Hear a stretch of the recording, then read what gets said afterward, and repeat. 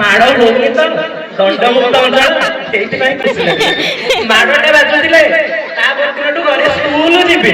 ସାଧାରଣତନ୍ତ୍ର ଦିବସ ଆମେ ସ୍ୱାଧୀନ ହେଇସାରିଛେ, କିନ୍ତୁ ସ୍ୱାଧୀନତା ପରେ ଆମ୍ବେଦକର କୋଉ ନୀତି ନିୟମରେ ଗଲେ ଆମେ ଆଗକୁ ଯିବା ତା ପ୍ରତି ଗୋଟେ ବିଶେଷ ଦୃଷ୍ଟି ଆକର୍ଷଣ କରି ସମ୍ବିଧାନ ପ୍ରଣୟନ କରିଥିଲେ। এই সংবিধান ହିଁ ଆଜିଠାରୁ ପ୍ରଣୀତ ହୋଇଥିଲା। সেই সংবিଧାନ ଅନୁସାରେ ଆମେ 77তম ଗଣତନ୍ତ୍ର ଦିବସ, ଜନରାଜ୍ୟ ଦିବସ ବା ସାଧାରଣତନ୍ତ୍ର ଦିବସ ପାଳନ କରୁଛେ।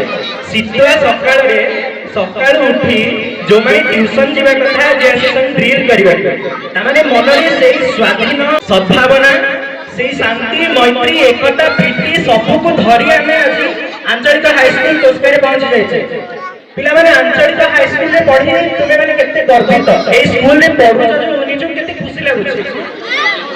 ମାଡ଼ ହଉନି ତ ଦଣ୍ଡମୁକ୍ତ ଅଞ୍ଚଳ ସେଇଥିପାଇଁ ଖୁସି ଲାଗେ। ମାଡ଼ଟେ ବାଜୁଥିଲେ ତା ପରଦିନଠୁ ଘରେ ସ୍କୁଲ ଯିବେ। ସ୍କୁଲ ଯିବିନି, ମୁଁ 3 ଦିନ ଏବେ ଘରେ ରହିବି, ପାଠ ପଢିବିନି। ଏବେ ଦଣ୍ଡମୁକ୍ତ ଅଞ୍ଚଳ ହେଇଯାଇଛି, ବହୁତ ବଢିଆ। ବର୍ତ୍ତମାନ ଆମେ ଆରମ୍ଭ କରିବା ଆମର କଲଚରାଲ ପ୍ରୋଗ୍ରାମ, ଯୋଉ ପ୍ରୋଗ୍ରାମ ପାଇଁ ହିଁ ସମସ୍ତେ ଏଠାକୁ ଟାଣି ହେଇ ଆସିଛନ୍ତି। ମୁଖ୍ୟତଃ ଏଇ ସ୍କୁଲକୁ କେତେବେଳେ କିଏ ଆସିପାରେ ନ ଆସିପାରେ, କିନ୍ତୁ 4ଟା ଦିନରେ ସମସ୍ତେ ଏଇ ସ୍କୁଲକୁ ଆସିବାର ସୁଯୋଗ ପାଆନ୍ତି।